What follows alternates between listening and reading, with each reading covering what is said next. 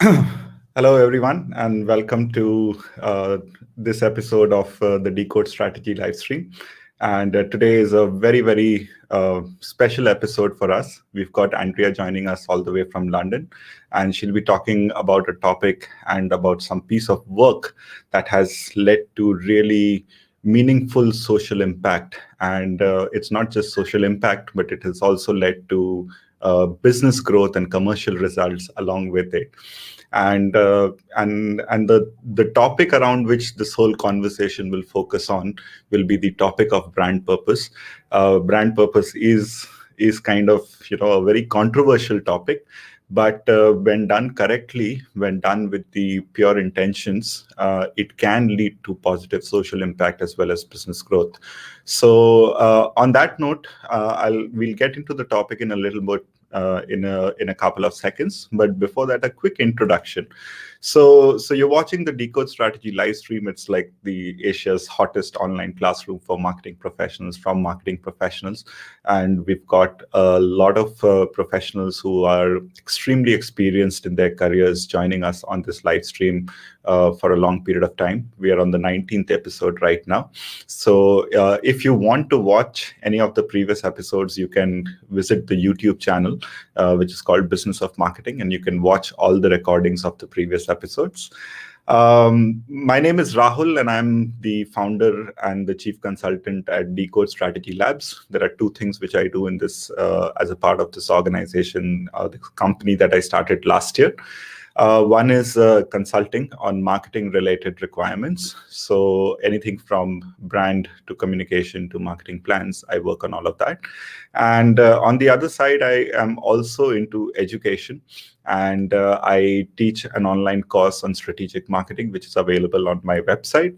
And to further my effort and my mission to kind of spread the good knowledge, what I do is I run this live stream where there are experts who are usually even more experienced than what I am. I try and get them, I beg, borrow, steal in whatever way. I try to bring them on the show and to share their experience and their learnings with everyone out here. There are some really impressive events coming up. We have the Art of Hyperlearning with Siddharth Banerjee, who's the Managing Director and Senior Vice President for India as well as Asia at Pearson. And then we'll have Caroline joining us from Amsterdam. And she's the author of Binge Marketing. She runs her own content marketing agency. So this is a very interesting topic where she's drawn the learnings from Hollywood and applied that to content marketing. There's a ton of effort that goes into the production, the creation of all of this that we do. There is a lot of effort which the speakers put in to create the content, and there's a lot of effort that I have to put in to make sure that I can try and bring you the best speakers and the best content from all over the world and from working professionals and authors and experts in this field. So if you would like to support in any way, you should follow the Decode Strategy live stream, the Decode Strategy Labs page on LinkedIn. You should also subscribe to the YouTube channel where you can find the recordings of all previous events, as well as a lot of other content which I keep on creating. And if you enjoy the show, you should share it with your friends or colleagues who you think would find it relevant on any of the social media platforms. And if you have a speaker or a topic in mind, or if you would want to join me on this live stream as a professional speaker yourself, then reach out to me on hello@decodestrategy.com. So quite a long introduction, but I think now let me quickly move on to invite Andrea. Hello, Andrea. Welcome, and thank you so much for joining the Decode Strategy live stream. Hello, Raul. Thank you very much for having me. Yeah, so are you currently based in London or are you back home in Barcelona? Based in London. Based in London, okay. Wonderful. So thank you so much. A friend of mine, a common friend, actually introduced both of us, and that led to an interesting conversation and the discussion around this topic. And I'm really really excited to hear from you. The entire effort that went into the creation of the work, as well as some of the key learnings that you have gathered over the process. But before we get into that, I think it would be great if you probably started with your own journey, your journey in the marketing profession, leading up to the work that you did in LATAM, and then the changes that happened since then, and what do you do currently. So maybe if you can speak in your own, describe this whole journey and the experience of this journey. Sure. Yeah, so I guess when I was in university, I had this spark in me that I wanted to do something positive for the world.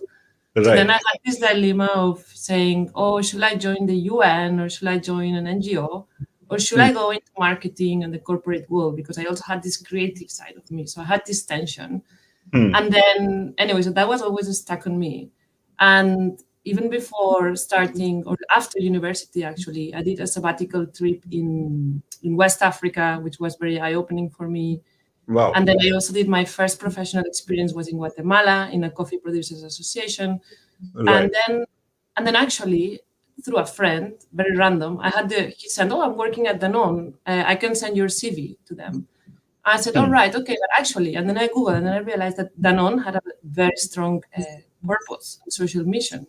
And I really was in love with their initiatives, what they did from a social point of view. So then I said, wow, I really want to join this organization. And I remember on my interview with my boss at the time, that's the first thing I asked him, like, so what do you really do from a social point of view? So that's what really struck me to join into this corporate world. Nice. And then when I started that journey, I realized that perhaps actually you're not working for the UN, but you also have a lot of power to really do a positive thing for the world. Right. And that's what keeps me going, right? So then, I worked for Danone for 5 years, which I was in love with. And then for personal reasons, I changed to Reckitt. And then in Reckitt, I also had I'm having an amazing journey, because my first professional brand was Dettol, which is very high on purpose. And actually, I applied many of my learnings and my insights from my trip in Africa back at the time when I was working for Dettol. And then Dettol Reckitt gave me this fantastic opportunity to move to Mexico, to Latin America. Wow. Which we were very excited about. And then most excitingly, they asked me to work for the sexual well-being category, which sounds like the most fun category to work with. So I was super thrilled and excited. So then I spent 3 years and a half in Mexico, which I had an amazing journey that I will take you through some of it today. And then after that, I came back to the UK, where I'm based now, which I'm now working for Dettol again. Wonderful, wonderful. That is one hell of a journey. Awesome. So Andrea, on that note, let's move on to the topic for today. So what I'll do is I'll remove myself from the screen and I'll stay in the background, and I'll add your presentation and we can get started. Perfect. Okay, over to you, Andrea. Okay, great. So as I said, I'm going to take you through the journey that I went through in my 3 years and a half in Mexico. And basically the topic is how to drive the condoms category. How did we manage to drive the condoms category in Mexico? And at the same time, how to achieve positive social impact and business growth through brand purpose. So I'm going to start with a video from an amazing person that I will explain you at the end who this person is. But it basically summarizes the situation in Mexico, and that was like the most eye-opening thing for me.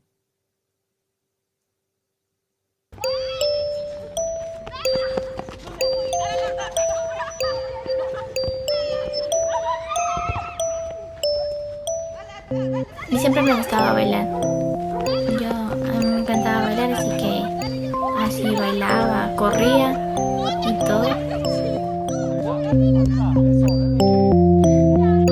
Cuando llega el campeonato, siempre me gustaba jugar. pero justo ese año ya no podía ni jugar, nada. Fue un día lunes. Toca la alarma a las 5:30. Me quedo dormida media hora más. Me levanto despacio para que mi hijo no me sienta. Me peino, me lavo los dientes, me arreglo y de ahí salgo a las 6:30.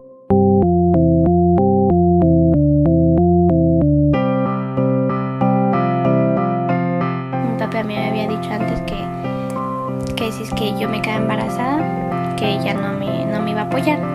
Antes era muy rebelde, pero como decidí seguir estudiando.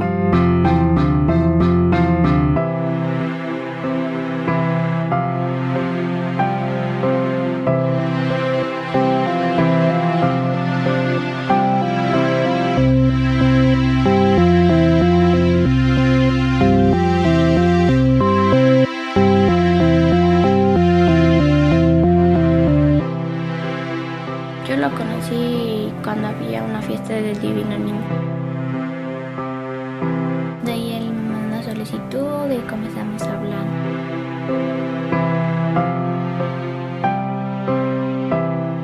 Y con él sí teníamos buena química, sí nos llevábamos bien. Solo se hizo cargo hasta los 2 meses que le dio el apellido al niño. Y de ahí ya no sé más de él.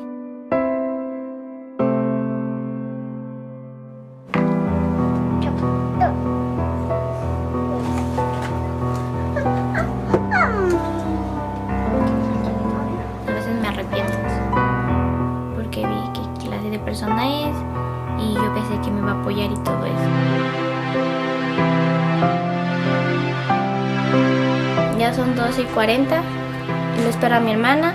A veces compramos una salchipapa y bajamos todo el camino riéndonos todos.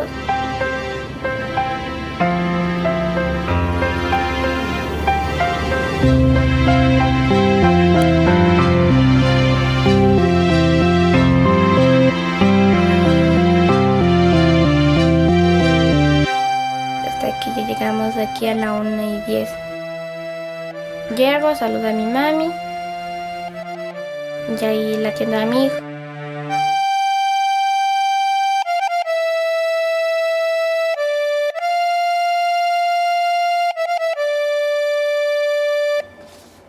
Me cansa es cuando él comienza así a hacer travesuras o cuando comienza así medio que a molestarme o pedirme algo. Se me hace más complicado, más difícil.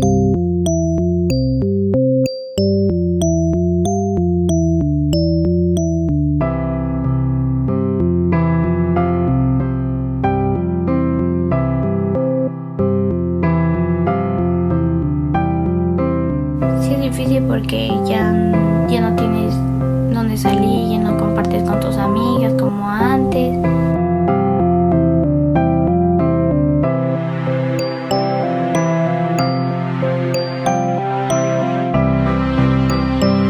Que antes de hacerlo que lo piense.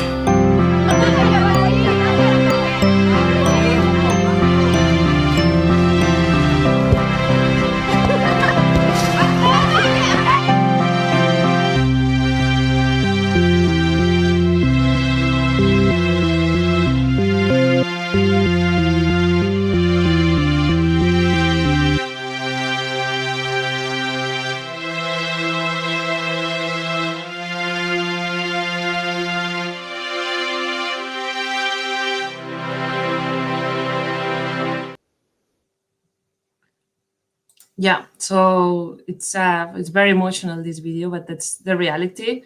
So the fact is that Mexico is the #1 country for teenage pregnancy in the world, right? So just to give some data here on this fact. So 500,000 teenage pregnancies in Mexico happen every year. So this means that more than 1,000 girls will become mothers every day. So today. So 1 in every 2 girls who have begun having sex between the ages of 12 and 19 becomes pregnant, or only 45% of the 15 to 19 years old use contraceptive methods. So in some cases, teenage pregnancy is linked to sexual abuse. So between 2009 and 2014, there were 100,000 teenage pregnancies related to sexual abuse or sexual violence. And becoming a mother can even represent a sign of social status. So the girl who gets pregnant will probably receive support from the family. So it's a big, big and serious issue. So just to put also some facts, so just like some idea on the total, let's say, volume sales of condoms of the category. So you can see that the category was pretty much stuck. So there was no growth, right? So the category was stagnant. And just to give some background also on the brand I was working. So this was the heritage of the brand that we acquired. So it was quite sexist, and it has pretty much an old-fashioned heritage. So that meant that we had quite a lot to do. So then we just put in place this model from Byron Sharp, which is basically how do you make your product more accessible to the consumer? And you can do it through what we call mental availability, which is it's more related to the branding or the communication side. And you can also do it through the physical availability. So how do you make it physically closer to the consumer? So you can do it through the products, you can do it through the pricing, through the presence, the distribution, the promotions, etc. So I'm going to expand a little bit today on the mental availability part, on what we did. So what we put together, a lot of things, but basically we had a social mission for the brand. We decided to partner with government, customers, and NGOs because this big piece of work, you cannot do it alone as a brand. You need to partner. And then at the same time, we built we work in line with a sustainable alliance within the United Nations that I will explain a little bit later. And basically what we wanted to do is we wanted to develop the condoms category, reducing the teenage pregnancy rates of young girls. That was what we wanted to do. So we found an amazing NGO after a lot of work. That was one difficult one to find, a strongly committed one. But basically they had, and we put in place together some sexual education programs, some health services. So basically they were helping girls on any sexual related questions. They also did some campaigns, and also they were doing political lobbying to try to change the laws. And they had a very wide reach. And also we were donating 1 million condoms to the NGO for them to distribute. So we were just doing a focus group with some young girls and boys, and it was all spontaneous. And basically on this focus group, we just discovered an amazing insight that you're going to see it in a second. But basically, the piece of work that I'm going to show you now, it's another video. It didn't have any scripts, and they were just youngsters, basically talking and discussing about condoms. And this amazing insight came up, which you're going to see it in a second.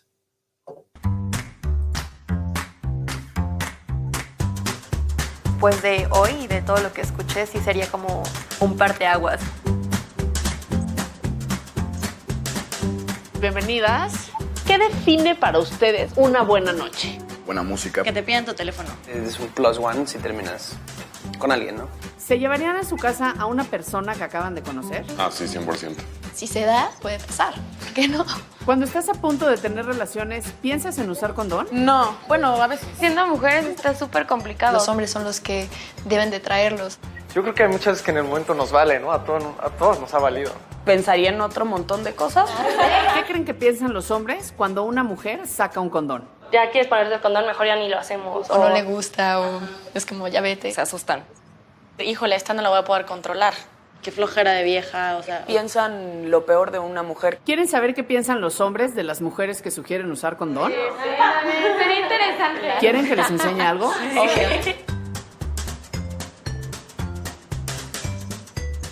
Atrás de esa cortina hay un grupo de hombres que no saben que estamos aquí.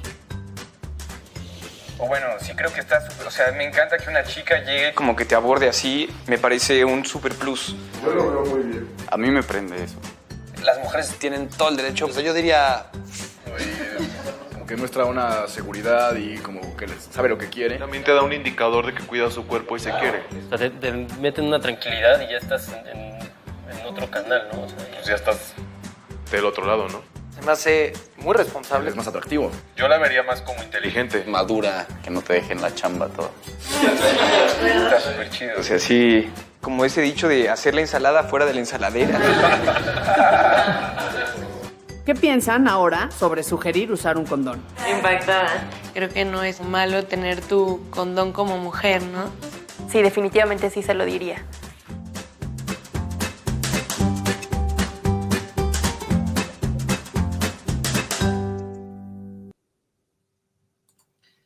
Yeah, so basically the insight was using, if a girl suggests to use a condom, that's seen as sexy. So that was the powerful insight that we discovered.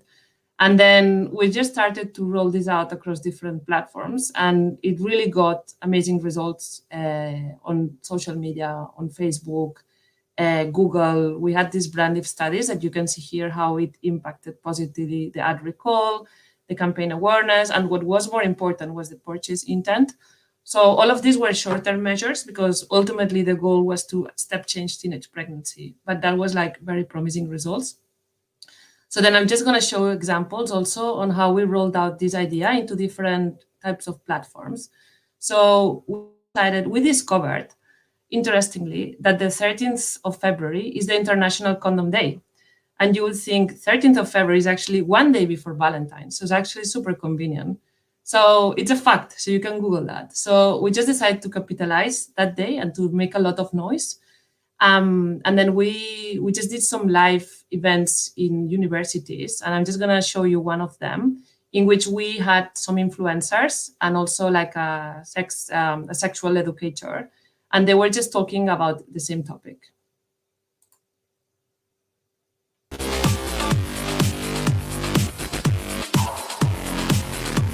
Estamos aquí porque es 13 de febrero.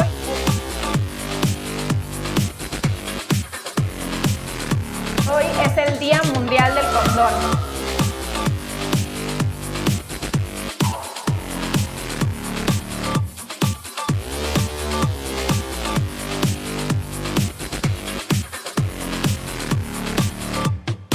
Si es una mujer segura y tiene actitud, eso a mí me mata.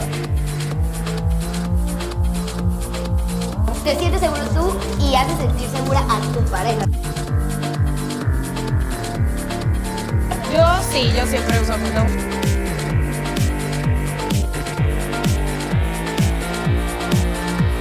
Contra embarazos no planeados, sino también contra infecciones. Y el condón es el único que nos está protegiendo sobre eso. ¿Ustedes qué onda? ¿Usan condón?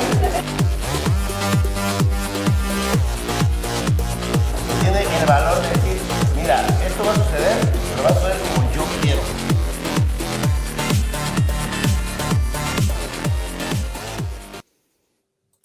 Yeah.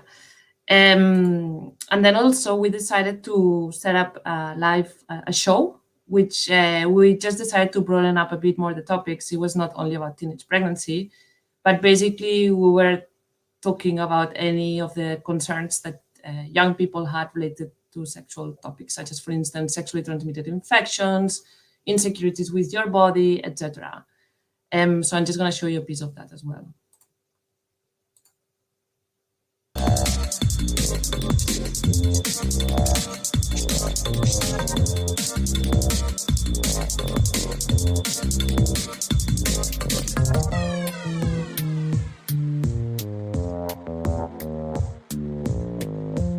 Bienvenidos a nuestro episodio Happy Ending. Hola, yo soy Rayito. Hola, yo soy Brianna. Y esto es Póntelo para ponerle Un show de Sico. ¿Quién traía el condón en la bolsa? Creo que yo, porque Todo con cuidado. Si no, pues no, amiguito.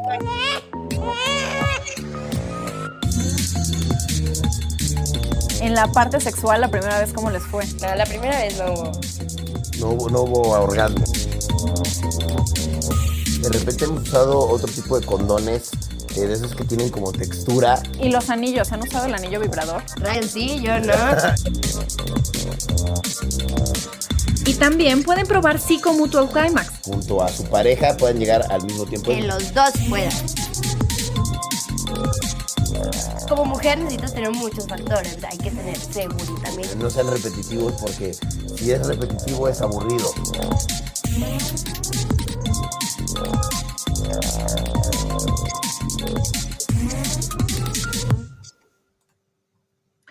So I think here also what we discovered it was that, as the video says, when you talk about preaching and boring, it didn't work. So we just work in partnership with Facebook because we got this joint venture partnership with them. And basically they told us all the topics that the young people are talking about on social media when it comes to sex. And the first one was infidelity. There were quite a few topics. So anyways, these are the topics we highlighted on the campaign. And yeah, that was like, I mean, I could go on and on, but I'm just going to show more examples. But basically, you can see the journey that we went through. So from being, let's say, quite an old-fashioned and sexist brand into making something like an advocate for the girls and for the young people, and basically trying to step change how women and how men see if girls suggest using a condom. So after this example, I want to say why purpose matters. So first of all, people expect brands to lead the societal change. And we know that it's 53% of the people expect that. So that's expected from the consumer. 64% choose, switch, and avoid or boycott a brand based on its stand on societal issues. People of all ages and incomes want to make the world a better place, 65% on average, no matter the age. Retailers are also making an effort to buy products from companies that support causes that shoppers care about. And also 68% of the population would prefer buying a brand that supports a local cause.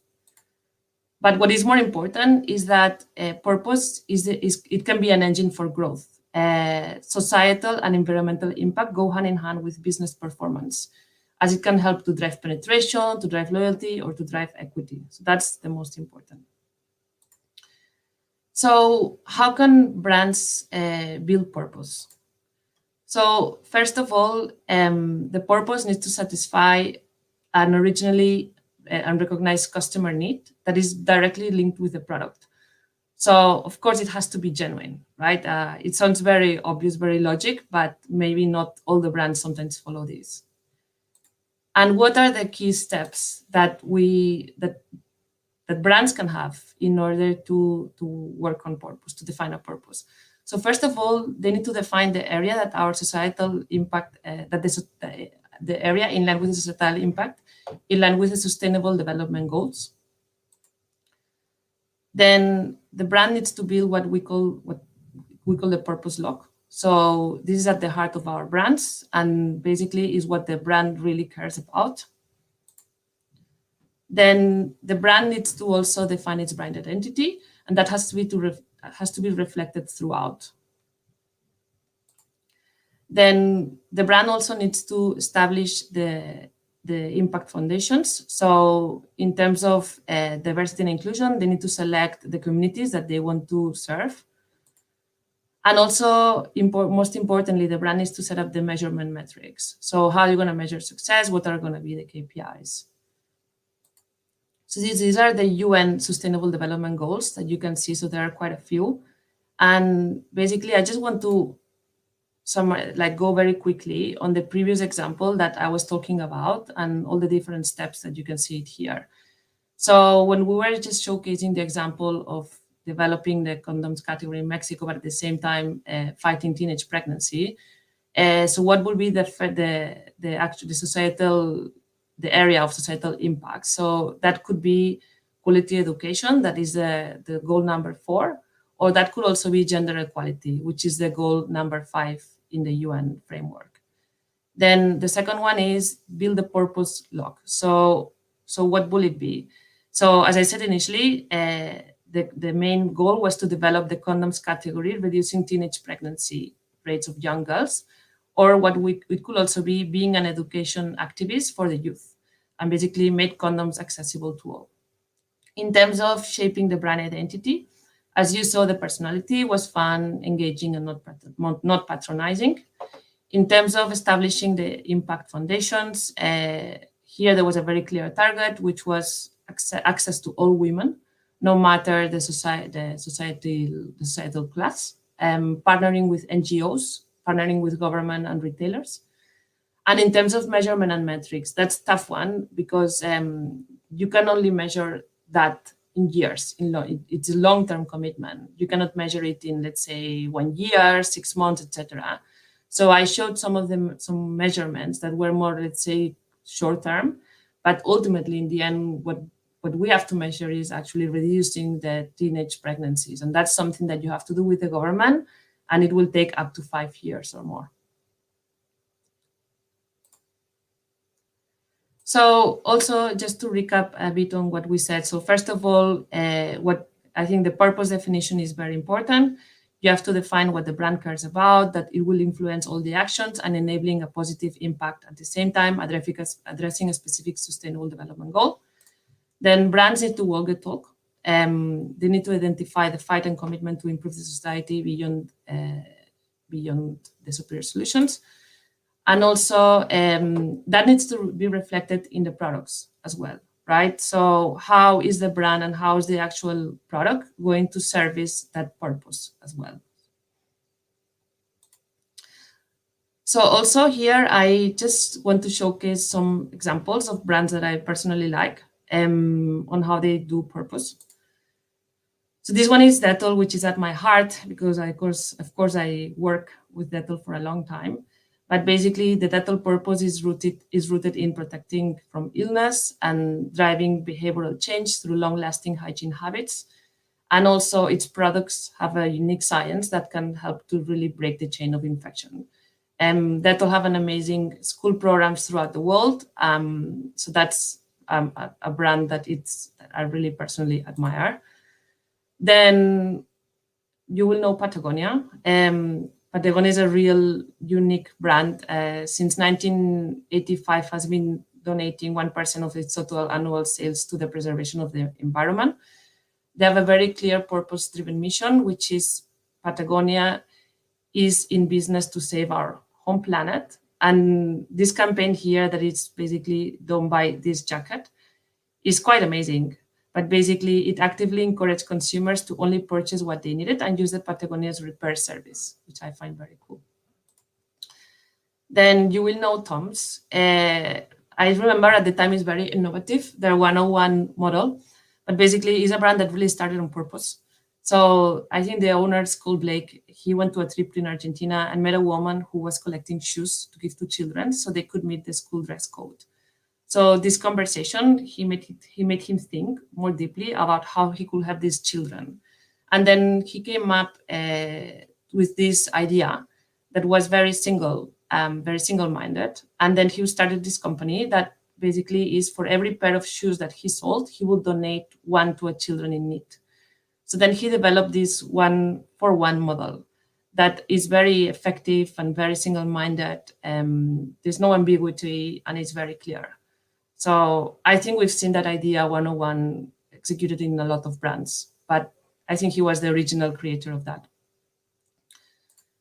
Then another brand who is doing like pretty cool things is IKEA. So their vision is to create a better everyday life for the many people, or what they call is to democratize design. So they did this campaign in Israel called Disable, which is basically, they just designed a range of free add-ons that made the existing IKEA products usable, like coach lifts, easy handles, mega light switches, etc. And basically, they managed to unlock the whole IKEA catalog to a complete new market. So this is perfectly bang on with the point that I said before, that purpose is equal to business. So they managed to unlock 37% of sales increase of products with add-ons and to increase their revenue by 33%, which is very cool. And then the last one that I have here is Lego, which they also have a very cool mission given the broad audience that they reach, which is basically to inspire and develop the builders of tomorrow through the creative play experiences that they provide to children. So given that Lego reaches close to 100 million children in 100 140 countries. It's a great opportunity to help shape and define the next generation to positively impact the culture and the planet. So then they recently partnered with National Geographic to create awareness about the exploration and the protection of endangered species in the world's jungles and oceans. And basically they have a set of materials, actual toys, etc., which is very cool. So yeah, this is a quote from Richard Branson, which he's always a visionary guy. And that quote is quite old. I mean, it's from 2014 or 15. But basically, he already said that the brands that will thrive in the coming years are the ones that have a purpose beyond profit. Right now, it's become mainstream. And we can see that across brands. At the moment, it was a bit more innovative. But I think right now, I think it's a norm, right? If you don't do that, I think you're out of the market.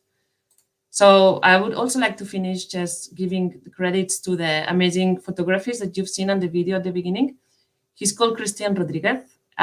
He's actually the son of, his mom also had an unwanted pregnancy, and that's how he was born.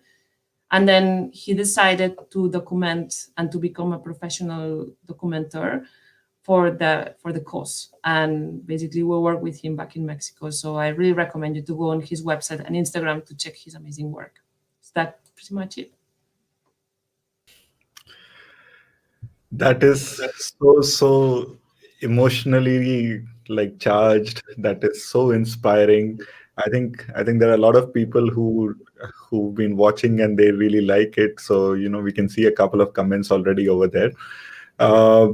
So Andrea, thank you so much for sharing this entire experience. This is like it really made me very emotional. Like I was almost choking up in the beginning when I saw that video and the reality of the situation that is there, and the impact that you tried to make through this effort. So if I'm not wrong, this is probably still going on in Mexico. It's still going on, right? Yes, for sure. It's a long journey. Wonderful. Okay, so the first question that I wanted to ask was like, maybe I'll move on to the audience questions quickly, but I have just one or two questions which I wanted to pose first.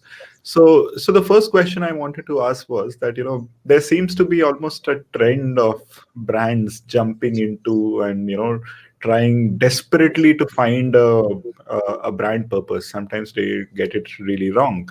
So what would be a scenario where a brand should not try to have a brand purpose or should not try to jump onto the the brand purpose wagon? What kind of situations should they consider, and therefore they decide if they should have a purpose or not have a purpose? I think you just don't have to force feed it. If there are brands that are born with purpose at the heart, such as, for instance, the examples that we have now on Tom's or Dettol, actually.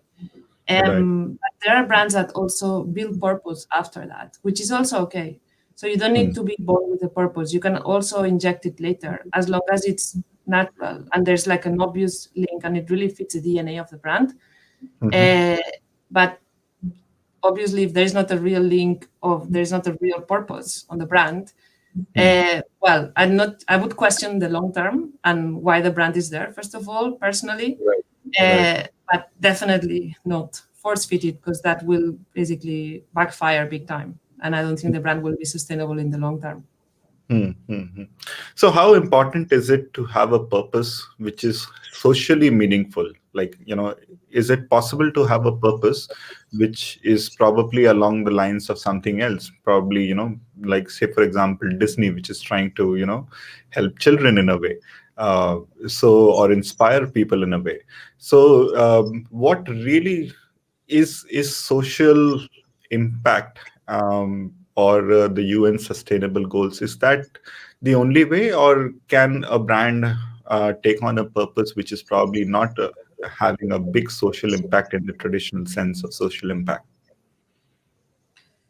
I guess I don't think there should be like a square model. So you should not be, I just gave an example, but there should be different ways to do that, as long as it's meaningful and as long as it's genuine.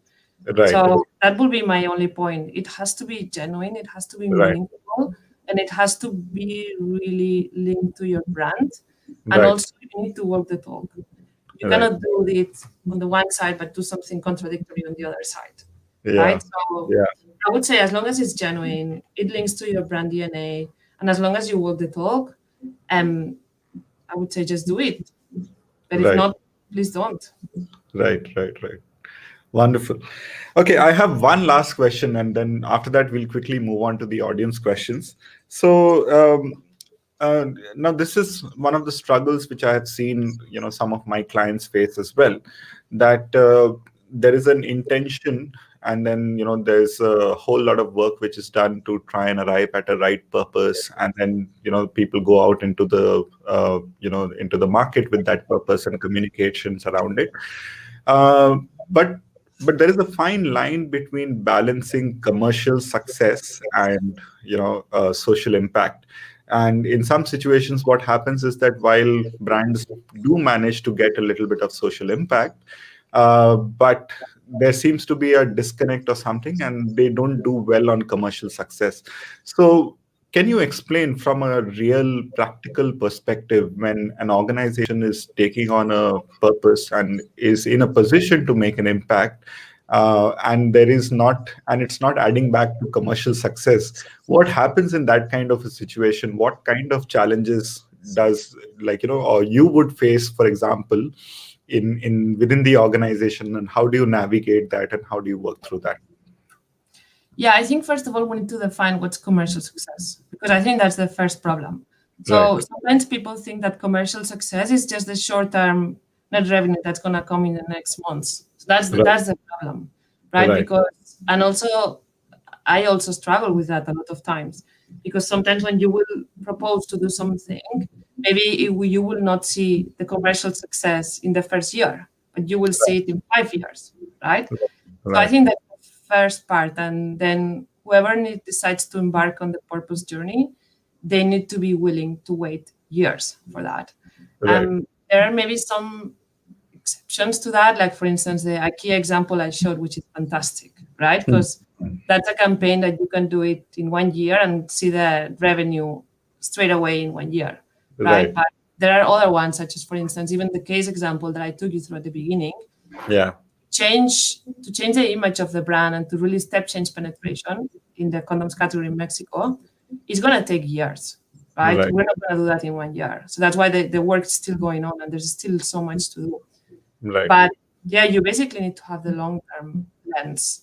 But if you manage your management team to have this long-term lens, then it's all right. If not, you will always struggle with this commercial versus purpose, right? One will fight with the other one. So yeah, the key I would say is the long-term lens, which is very, very difficult sometimes. Right. And keeping that long-term lens, it also means keeping the right kind of KPIs in mind, because you won't see the impact on all the KPIs, the usual KPIs. Exactly. Wonderful. Yeah. Okay, so there are, I think, 2 more questions from the audience that I would like to quickly, project on the screen. So the first question is that what really is the distinction between brand purpose and corporate social responsibility, or CSR, as it's commonly known? Yeah, that's a very interesting question, because I remember even like 10 years ago, a lot of companies were talking about CSR, but nobody was talking about brand purpose. Brand purpose seems something a bit more, let's say, current, right? I think that the difference is that corporate social responsibility, it doesn't need to be really so linked to your brand DNA. So that's really the good that you can do as a company in all the different angles. Such as, I don't know, it can be anything really, and you have to do that, right? So sustainability in general, I don't know, caring about certain communities. But I think brand purpose is very different, because I think you can really embed brand purpose into your brand strategy. And actually it can be the engine for growth from a brand equity point of view, from a net revenue point of view, for the next 5 to 10 years. So I would say that's a big difference. So one can actually play the strategy of your brand, and the other one doesn't need to. The other one I say is more corporate, right? That would be my point of view. Awesome. And we'll take one more quick question from the audience. There is a significant jump in teen pregnancies in the US and UK as well, not just Mexico. UK ranks first in teen pregnancies amongst the developed European nations, if I'm not mistaken. Do you think a similar strategy would work in the United Kingdom? What are your thoughts on this? It's difficult for me to comment because I don't know exactly the data points in the UK or in the US, but I think the insight, it can travel across countries, right? Despite the teenage pregnancy rates, because I think that the misperception about a girl carrying a condom, I think that's pretty much universal. In some, it will change, of course, a lot if you think on Northern European countries, which I'm sure is more normal, I would say, versus Southern European countries or even Asian countries versus Latin American countries. So it's going to change. But I think the insight is quite powerful. And this campaign, I believe it traveled in more countries as well. Right. I agree with that. Like, I could personally see the campaign traveling because the insight is almost feels like a universal insight, even though it came from one country.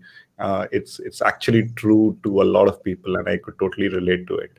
Okay, maybe one last quick question before we wrap up. Any tips on how to convince the top management to look at brand purpose as part of marketing strategy and not as incumbent CSR project? This is a real challenge in a lot of companies. That's very, very tough because if they are not convinced, I don't think it's going to fly. Right. So yes, I mean, before you start to drive this, you have to check whether they are willing to take this journey with you. I would just first show them the examples, and I would just show them the data points that are so clear, so consistent.